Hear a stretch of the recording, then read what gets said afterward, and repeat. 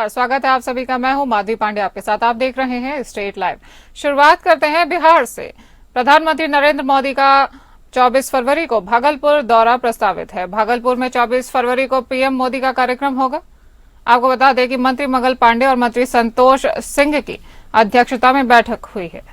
वहीं भागलपुर में 24 फरवरी को निर्धारित प्रधानमंत्री के कार्यक्रम की तैयारी की समीक्षा बैठक समाहरणालय स्थित समीक्षा भवन में हुई है। बिहार के स्वास्थ्य सह कृषि मंत्री मंगल पांडे और श्रम संसाधन सह भागलपुर के प्रभारी मंत्री संतोष कुमार सिंह की अध्यक्षता में की गई ये बैठक में जिलाधिकारी डॉक्टर नवल किशोर चौधरी द्वारा पीपीटी के माध्यम से बताया गया है कि मंच का निर्माण और एयर स्ट्रिप का निर्माण, शौचालय का निर्माण, वाहन पार्किंग स्थल तथा पंडाल का निर्माण कार्य तेजी से किया जा रहा है।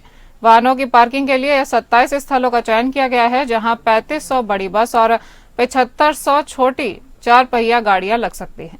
सभी वाहन पार्किंग स्थल कार्यक्रम स्थल से 1 किलोमीटर की दूरी पर हैं। वहीं वीवीआईपी के लिए पार्किंग स्थल हवाई अड्डा परिसर में ही बनाया गया है। कृषि सह स्वास्थ्य मंत्री बिहार सरकार मंगल पांडे ने कहा कि प्रधानमंत्री के कर कमलों से देश के 9 करोड़ किसान, जिनमें भागलपुर और 82 लाख किसान सम्मिलित हैं, जिनका 24 फरवरी के दिन ही भागलपुर की धरती से किसान सम्मान निधि के 19वीं किश्त डीबीटी के माध्यम से उनके खाते में जारी कर दी जाएगी। इसलिए संपूर्ण देशवासियों की नजर भागलपुर पर रहेगी। यह भागलपुर वासियों और बिहार वासियों के लिए गर्व की बात है। इस कार्यक्रम में मुख्यमंत्री नीतीश कुमार और महामहिम राज्यपाल बिहार आरिफ मोहम्मद खान भी शामिल होंगे। कार्यक्रम में केंद्रीय कृषि मंत्री शिवराज सिंह चौहान, केंद्रीय कृषि राज्य मंत्री रामनाथ ठाकुर, बिहार के दोनों उप मुख्यमंत्री सम्राट चौधरी और विजय कुमार सिन्हा भी शामिल होंगे।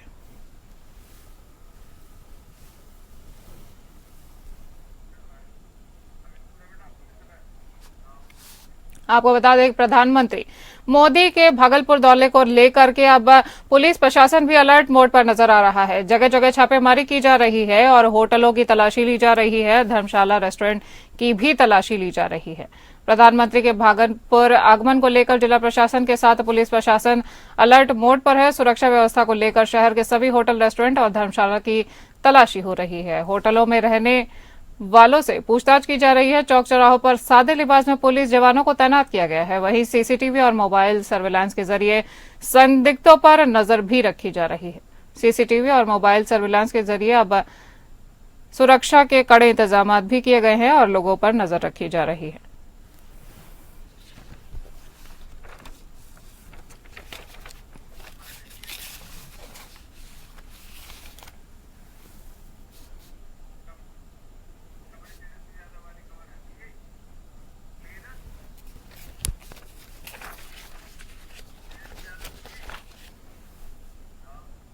आपको बता दें कि सीतामढ़ी के सोनबरसा में आयोजित एक कार्यक्रम में नेता प्रतिपक्ष तेजस्वी यादव ने सरकार पर हमला बोला है और तेजस्वी ने अब विरोधियों पर निशाना साधा है।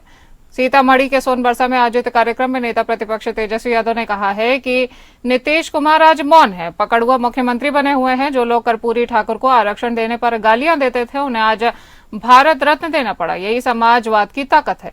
जो लोग आज लालू यादव को गालियां दे रहे हैं, वही भविष्य में उन्हें भारत रत्न देंगे। कर्पूरी ठाकुर और लालू यादव की वजह से गरीब आज भी अपने हक की लड़ाई लड़ सकता है। उन्होंने सामाजिक परिवर्तन किया, बंधुआ मजदूरी और उत्पीड़न से मुक्ति दिलाई। उन्होंने कहा कि कर्पूरी ठाकुर ने सामाजिक न्याय, धर्मनिरपेक्षता और भेदभाव के खिलाफ लड़ाई लड़ी, जिन्हें उनके पच्चनों पर चलकर हम समाज के हर वर्ग को सम्मान, अधिकार दिलाने का काम कर रहे हैं। युवा पीढ़ी से उनके विचारों को आगे बढ़ाने की अपील की है। तेजस्वी ने कहा कि कर्पूरी ठाकुर ने अंतिम सांस लालू प्रसाद यादव की गोद में ली थी। तेजस्वी यादव ने यह भी कहा कि कर्पूरी ठाकुर ने 1978 में 12% अति पिछड़ों को आरक्षण दिया। लालू यादव ने 1990 में इसे 14% और राबड़ी ने 2000 में 18% किया। जातिगत जनगणना के आधार पर इसे 25% तक बढ़ाया गया, लेकिन बाद में सरकारों ने इसे आगे नहीं बढ़ाया। कहा कि बिहार में शराबबंदी सिर्फ कागजों पर है। सरकार 15 साल पुरानी हो चुकी है, इसे बदलना जरूरी है। मेरा सपना बिहार को समृद्ध बनाना है। तेजस्वी की उम्र भले ही कम हो, लेकिन उसकी जुबान पक्की है। बिहार को नए तेवर और क्लेवर के साथ आगे ले जाएंगे। महिलाओं को माई बहन मानकर योजना लाएंगे। सबसे पहले आर्थिक न्याय देंगे।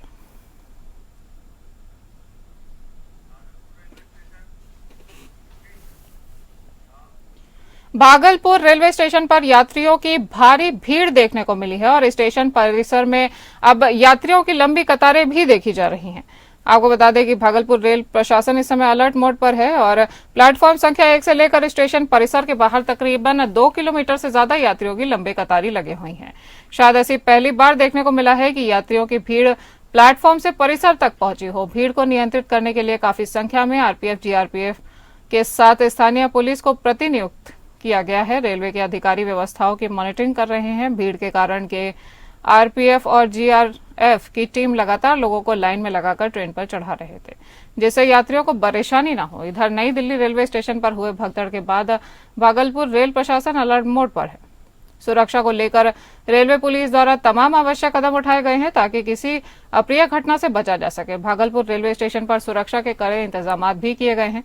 रेलवे पुलिस के अधिकारियों द्वारा लगातार माइकिंग की जा रही है ताकि यात्रियों को सुरक्षित तरीके से ट्रेन में चढ़ने और उतरने की सलाह दी जा सके। इसके अलावा ड्यूटी पर तैनात पुलिसकर्मी यात्रियों को सही दिशा में मार्गदर्शित भी कर रहे हैं ताकि स्टेशन पर किसी भी तरह की अव्यवस्था न हो। आपको बता दें कि दिल्ली जाने वाले लोगों ने भागलपुर स्टेशन पर दिल्ली जाने के लिए पहुंचे यात्रियों ने बताया कि कल ट्रेन कैंसिल थी और आज रेलवे ने सुविधा के साथ ट्रेन पर चढ़ाया है, जिससे परेशानी नहीं हुई, लेकिन भीड़ बहुत ज्यादा थी जिसके कारण थोड़ी मशक्कत करनी पड़ी। आज रेलवे ने सुविधा के साथ ट्रेन पर चढ़ाया है, जिससे परेशानी नहीं हुई, लेकिन भीड़ ज्यादा थी जिसके कारण लोगों को काफी मेहनत मशक्कत करके ट्रेन पर चढ़ना पड़ा।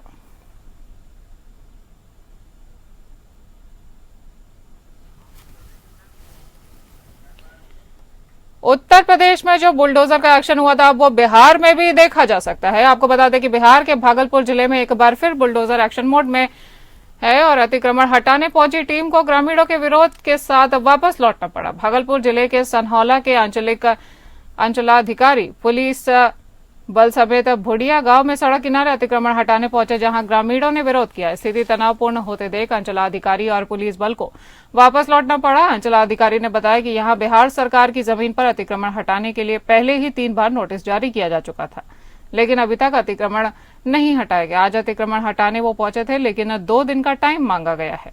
सीओ ने कहा कि हमारे पास पुलिस बल ज्यादा संख्या में मौजूद नहीं था, जिसके कारण अतिक्रमण नहीं हटाया गया। प्रशासन जल्द ही कार्यवाही करने की बात कर रहा है।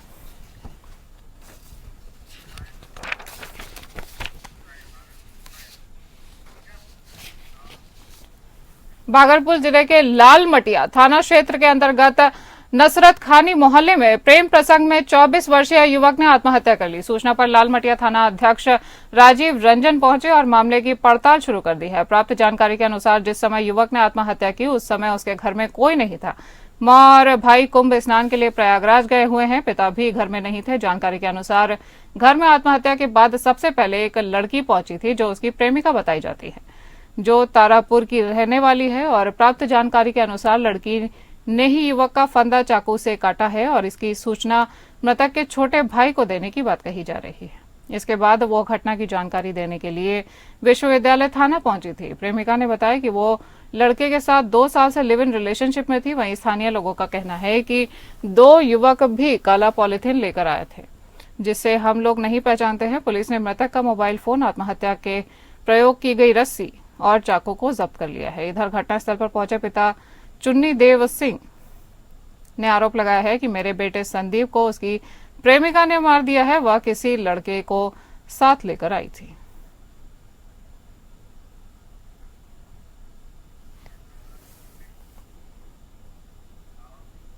उत्तर प्रदेश के प्रयागराज में हो रहे महाकुंभ को लेकर के अब एक विशेष बैठक 26 फरवरी को महाकुंभ का समापन हो जाएगा। लिहाजा इस महाकुंभ का गवाह बनने के लिए इस अवसर पर कोई छोड़ना नहीं चाह रहा है, चाहे वह ट्रेन हो या निजी वाहन। सारी ट्रेनें खचाखच भरी हुई हैं। बीते दिनों नई दिल्ली रेलवे स्टेशन पर हुए ट्रेन हादसे के बाद झारखंड पुलिस और रेलवे प्रशासन इस पर अपनी सतर्कता दिखाते हुए नजर आ रहे हैं। राज्य के पुलिस अधिकारी और रेल अधिकारियों ने पुलिस मुख्यालय में बैठक की। साथ में कई जिलों के डीसी वीडियो कॉन्फ्रेंसिंग के माध्यम से जुड़े हैं। इस बैठक में विशेषकर झारखंड से प्रयागराज जाने वाले सड़क और रेलवे के माध्यम से जाने वाले यातायात व्यवस्था को लेकर विचार विमर्श भी किया गया है। साथ ही सुरक्षा के मद्देनजर विभिन्न पहलुओं को लेकर चर्चा की गई है और दिशा निर्देश भी जारी किए गए हैं। यात्रियों की भीड़ को देखते हुए राज्य के विभिन्न रेलवे स्टेशनों में अतिरिक्त आरपीएफ के जवान भी तैनात किए गए हैं। आपको बता दें कि अधिकारियों द्वारा व्यापक टिकट जांच की सुविधा, भीड़ प्रबंधन, भीड़भाड़ या भगदड़ जैसी स्थिति को रोकने के लिए रेलवे अधिकारियों और आरपीएफ के पदाधिकारियों के साथ विशेष रूप से चर्चा की गई है। बताते चले कि जीटी रोड से सटने वाले शहरों जैसे पलाम, गिरिडीह, धनबाद जैसे क्षेत्रों में भी सड़क जाम की स्थिति बनी रहती है। इन चीजों पर भी पुलिस मुख्यालय का फोकस है ताकि अराजकता का माहौल न बना रहे।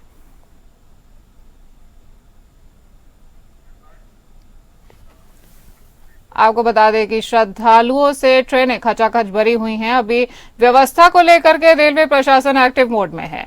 वहीं माघी पूर्णिमा के बाद भी प्रयागराज स्थित संगम में स्नान करने के लिए श्रद्धालुओं की भीड़ कम होने का नाम नहीं ले रही है और आज सोमवार हटिया से खुलने वाली स्वर्ण जयंती एक्सप्रेस में कुछ इस तरह का ही नजारा देखने को मिला है। यह ट्रेन रांची स्टेशन से आते ही श्रद्धालुओं की भीड़ उमड़ पड़ी और ट्रेन के आते ही अफरा तफरी का माहौल बन चुका था। हालांकि प्रशासन भी इसके लिए पूरी तरह से मुस्तैद था। तो स्टेशन के बाहर उन्हीं यात्रियों को अंदर जाने की इजाजत थी जिनके पास टिकट था। और ट्रेन की बात करें तो रिजर्वेशन और एसी बोगी के बाहर आरपीएफ के जवानों को तैनात किया गया था। ट्रेन के अंदर उन्हीं यात्रियों को जाने की इजाजत दी जा रही थी जिनका रिजर्वेशन उस गाड़ी में था। वहीं जनरल डब्बे की बात करें तो उसमें श्रद्धालु और आम यात्रियों की भीड़ काफी ज्यादा थी। लोग ट्रेन के अंदर घुसने के लिए अफरा तफरी मचा रहे थे। रेलवे प्रशासन भीड़ को नियंत्रित करने में लगा हुआ है, लेकिन यात्रियों की परेशानी कम होती हुई नहीं दिख रही है।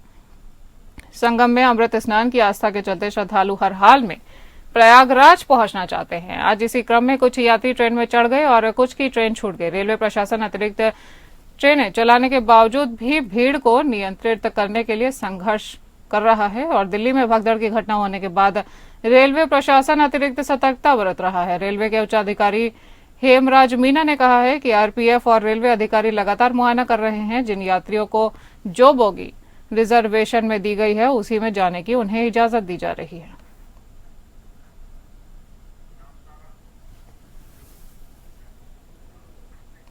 लोग कहते हैं झारखंड का बच्ची के साथ एक दुष्कर्म और हत्या का मामला सामने आया है। 10 वर्षीय बच्ची की लाश झाड़ियों में मिली है। आरोपी के गिरफ्तारी की मांग को लेकर सड़क जाम है। जामताड़ा में 10 साल की बच्ची के साथ दुष्कर्म और हत्या की घटना को लेकर ग्रामीणों में आक्रोश है। ग्रामीणों ने आरोपी के गिरफ्तारी की मांग को लेकर नाला, दुमका, जामताड़ा मुख्य मार्ग के बीच सड़क पर लाश रखकर जाम कर दिया। हालांकि इस मामले में पुलिस आरोपी को पकड़ने के लिए छापेमारी कर रही थी, जिसके बाद सोमवार को नाला अनुमंडल पुलिस पदाधिकारी ने बताया कि आरोपी की गिरफ्तारी कर ली गई है। बता दें कि नाला के डाबर गांव की रहने वाली एक 10 वर्षीय बच्ची की लाश झाड़ियों से बरामद की गई थी। बच्ची शनिवार से गायब थी। रविवार को झाड़ियों से बच्ची की लाश बरामद हुई है।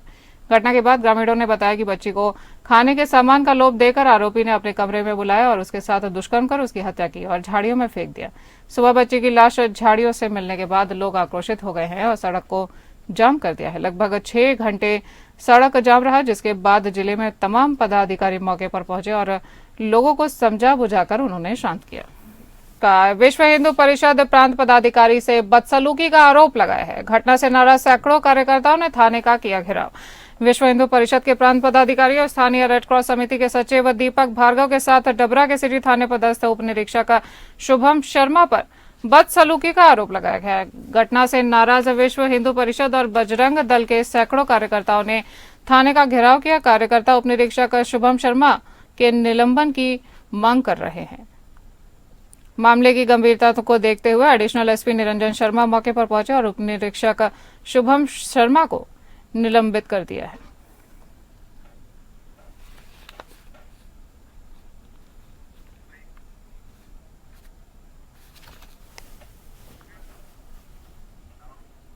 रुक करते हैं महाराष्ट्र का। ठेकेदारों से करोड़ों रुपए बकाए थे और ठेकेदारों ने काम बंद कर आंदोलन को किया ऐलान। आपको बता दें कि नवी मुंबई में सार्वजनिक बंद काम विभाग के माध्यम से ठेकेदारों को करोड़ों रुपए की बकाया राशि नहीं मिलने के कारण वे गंभीर आर्थिक संकट से फंस गए हैं। पिछले 10 महीनों से कोई भुगतान न होने के कारण ठेकेदार आत्महत्या जैसी स्थिति में पहुंच चुके हैं। कर्जत तालुका ठेकेदार संगठन की ओर से साफ कहा गया है कि अगर किसी भी ठेकेदार ने आत्महत्या जैसा कठोर कदम उठाया तो इसके लिए राज्य सरकार और संबंधित मंत्री जिम्मेदार होंगे। ठेकेदारों ने मांग की है कि सरकार तुरंत 50% बकाया राशि का भुगतान करे ताकि वे कर्ज के दबाव से बाहर आ सके। कर्जत तालुका में ही करीबन 150 करोड़ रुपए से अधिक की राशि अटकी पड़ी हुई है। ठेकेदारों ने निर्माण कार्य पूरा करने के लिए साहूकार और बैंकों से कर्ज लिया था, लेकिन सरकार से भुगतान न मिलने के कारण वे अब भारी कर्ज में डूब चुके हैं। हालात इतने खराब हो चुके हैं कि कई ठेकेदारों के पास बैंकों की किस्तें चुकाने के लिए भी पैसे नहीं बचे हैं। अगर जल्द से जल्द ठेकेदारों की समस्या का समाधान नहीं किया गया तो सभी ठेकेदार काम बंद कर आंदोलन छेड़ेंगे। उन्होंने सरकार से इस मामले की तत्काल जांच करने को और इसमें दखल देने की मांग की है।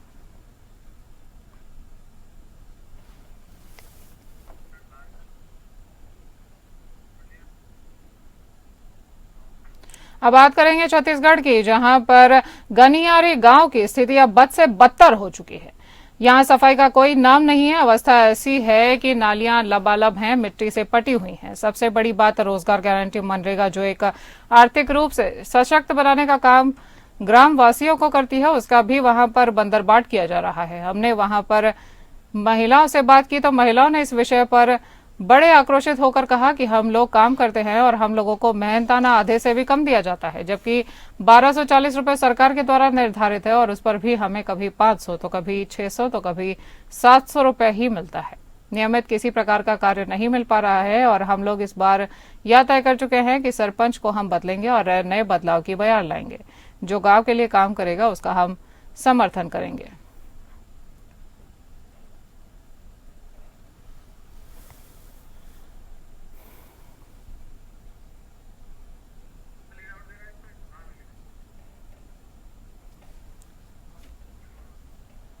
आपको बता दें कि अब छत्तीसगढ़ में गनियारी गांव की स्थिति इस हालत में है कि वहां पर नालियां भरी हुई हैं, मिट्टी से पटी हुई हैं। सबसे बड़ी रोजगार गारंटी मनरेगा योजना जो कि सरकार द्वारा चलाई गई थी, उसका भी अब कोई असर नहीं दिख रहा है। गांव वालों की शिकायत है कि सरकार के द्वारा निर्धारित 1240 रुपए जो है वो उनको नहीं मिल रहे हैं। उनको कभी 500, कभी 600 तो कभी 700 रुपए दिए जाते हैं। अब नियमित किसी प्रकार का कार्य उनको नहीं मिल पा रहा है और वो लोग इस बार ये तय कर चुके हैं कि सरपंच को वो बदलेंगे और नए बदलाव की वो बयान लाएंगे। गांव वालों की मांग है कि जो गांव के लिए काम करेगा उसका वो समर्थन करेंगे। आपको बता दें कि सरकार की मनरेगा योजना भी बहुत सफल होते हुए छत्तीसगढ़ में इस समय नहीं दिख रही है।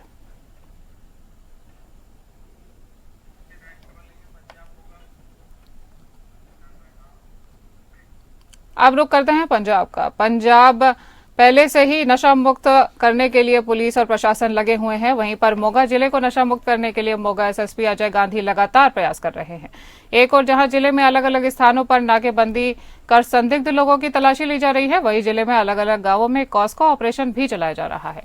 इसी कड़ी के तहत मोगा पुलिस की ओर से एसपी एच गुरशरण सिंह की अगुवाई में भारी पुलिस बल द्वारा जिले के कस्बा धर्मकोटा के अधीन पड़ते गांव नूरपुर हकीमा में पुलिस ने कॉस्को ऑपरेशन किया। वहीं इस मौके पर एसपी एच गुरशरण सिंह ने बताया कि जिले का यह गांव नूरपुर हकीमा नशे का गढ़ है और हमने आज यहां पर 15 घरों की लिस्ट तैयार की थी और उनके घरों की पूरी तरह से तलाशी ली गई है और इसके अलावा बाकी घरों को भी चेक किया गया है।